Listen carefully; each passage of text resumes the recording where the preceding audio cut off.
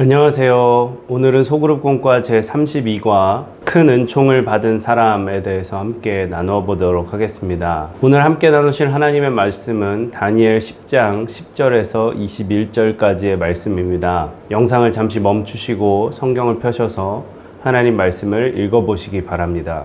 네, 성경을 다 읽어보셨으면 서론의 내용을 읽어보면서 오늘의 내용을 파악해 보도록 하겠습니다. 다니엘은 바사왕 고레스 제3년에 큰 전쟁에 관한 환상을 보았습니다. 그 뜻을 깨달은 다니엘은 3주 동안 슬퍼하며 좋은 음식과 고기와 포도주를 입에 대지 않고 몸에 기름도 바르지 않았습니다. 그렇게 슬픔에 잠겨 기도하던 그는 사람처럼 생긴 이가 나타나 자신을 어루만지며 위로해주는 경험을 했습니다. 다니엘은 환상 속에서 하나님의 특별한 은총을 입었습니다.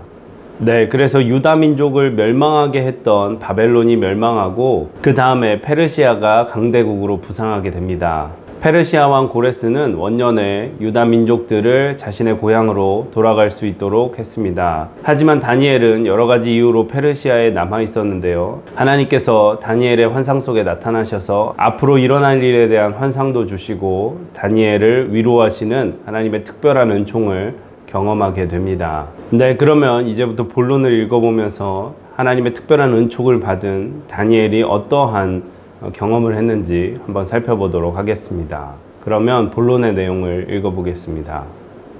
하나님의 큰 은총을 받은 다니엘은 어떻게 되었습니까? 첫째, 깨닫고 일어서게 되었습니다. 히데겔 강가에서 홀로 환상을 본 다니엘은 환상에 나타난 장엄한 사람 앞에서 맥이 빠지고 사색이 되었습니다. 그때 하나님의 음성이 들렸는데 이 소리에 다니엘은 정신을 잃고 땅에 쓰러졌습니다. 그러자 한 손이 다니엘을 어루만지면서 큰 은총을 받은 사람 다니엘아, 내 말을 깨닫고 일어서라 고 말했습니다. 이 음성에 다니엘은 힘을 얻어 일어섰습니다. 하나님의 말씀은 늘 우리에게 힘과 위로가 됩니다. 하나님이 다니엘의 이름을 부르며 일으켜 세워주신 것처럼 오늘도 우리의 이름을 부르며 바로 세워주십니다. 하나님의 은총이 임하면 아무리 무기력한 상황에 있을지라도 반드시 일어서게 됩니다. 네, 그래서 본문을 읽어보면 다니엘은 두 가지 정도 때문에 굉장히 두려워하고 있는 상황이었는데요. 첫 번째는 전쟁에 관한 환상 때문이었고, 두 번째는 자신 앞에 나타난 영적인 존재 때문에 굉장히 두려워했습니다. 그런데 다니엘 앞에 나타난 그 영적인 존재는 다니엘아, 내 말을 깨닫고 일어서라 라고 말씀을 하고 계시죠. 즉 그 존재는 다니엘에게 적대적인 존재가 아니라 다니엘을 위로하고 하나님의 말씀을 깨닫게 하시기 위한 하나님의 사자였다라는 것을 우리가 알 수 있습니다. 하나님은 다니엘에게 그랬던 것처럼 우리가 절망하고 두려워하기보다 하나님의 말씀을 듣고 힘을 얻고 위로를 얻기 원하시는 분이라는 것을 우리가 깨달아야 될 줄로 믿습니다. 우리의 인생에서 지치고 힘이 없을 때에 하나님의 말씀을 듣고 그 말씀으로 힘을 입어 오늘도 세상에서 승리하시는 저와 여러분이 되시기를 주님의 이름으로 기도합니다. 그러면 계속해서 두 번째 문단도 읽어보겠습니다. 둘째, 두려워하지 않게 되었습니다. 하나님은 다니엘의 이름을 다시 한번 부르며 두려워하지 말라고 하셨습니다. 다니엘이 깨닫기 위해 하나님 앞에서 스스로 겸손하기로 결심한 첫날에 이미 기도는 응답되었다고 했습니다. 그런데 21일이 지난 후에야 올 수 있었던 이유는 바사 왕국의 군주가 막았기 때문이었습니다. 이것은 악한 영의 방해로 이해할 수 있습니다. 다니엘의 기도는 하나님의 은총으로 이미 응답받은 기도였습니다.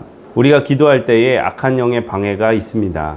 그러나 진실한 기도는 반드시 하나님께 상달되고 하나님은 그 기도에 응답하십니다. 예수님은 우리에게 무엇이든 기도하는 것은 받은 줄로 믿으라고 말씀하셨습니다. 믿음으로 기도하면 반드시 역사하십니다.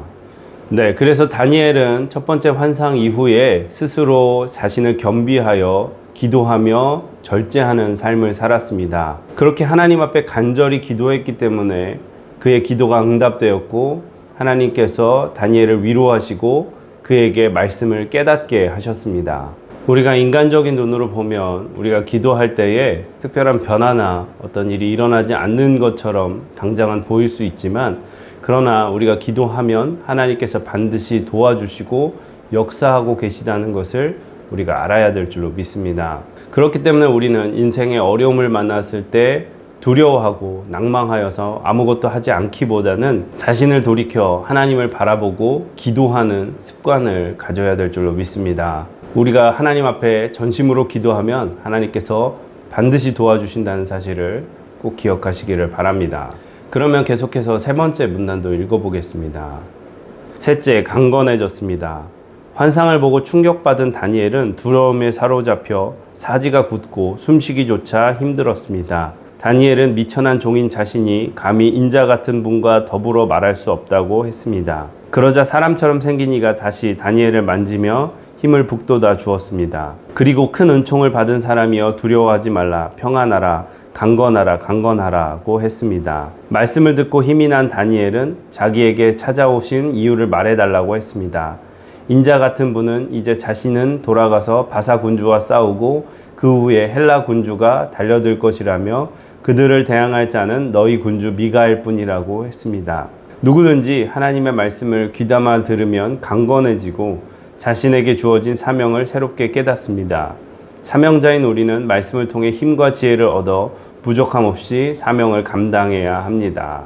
네, 그래서 본문에서 보면 다니엘은 굉장히 낙심하고 두려워하여 아무것도 할 수 없는 지경에 이르렀지만 하나님께서 그의 사자를 보내셔서 다니엘에게 두려워하지 말라고 하시고 평안하고 강건하라 라고 말씀하셨습니다. 우리의 참된 믿음은 두려움을 물리칩니다. 그리고 우리의 참된 믿음은 하나님께서 주신 힘으로 강건할 수 있음을 기억하시기 바랍니다. 세상에 아무리 강한 것들이 많이 있고 또 우리를 위협하고 두렵게 하는 존재들이 많을지라도 그것은 다 하나님 아래에 있다라는 것을 기억하시고 하나님께서 친히 우리와 싸워주실 때 우리는 어떠한 상황 속에서도 반드시 승리하게 될 것이라는 것을 꼭 기억하시기 바랍니다. 예수님께서는 십자가에서 이미 승리하셨습니다. 우리는 예수님만 따라가면 세상에 어떠한 어려움과 두려운 것일지라도 이기고 승리할 수 있게 된다는 것을 기억하시기를 바랍니다. 네, 이렇게 본론의 내용을 다 살펴보았고요. 결론의 내용을 읽어보겠습니다. 하나님의 은총을 받으면 말씀을 깨닫고 힘을 얻어 일어서게 됩니다.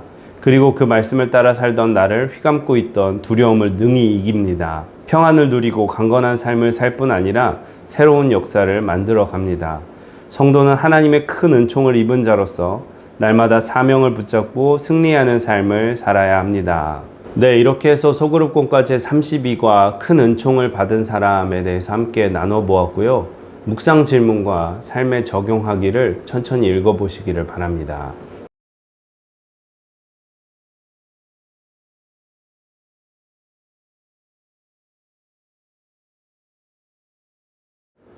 묵상 질문과 삶에 적용하기를 다 읽어보셨으면 오늘 하나님께서 주신 말씀을 붙잡고 기도하시고 또 여러 중보의 기도를 하신 후에 마치시면 되겠습니다. 늘 평안하시고 강건하시기를 기도합니다. 수고하셨습니다. 감사합니다.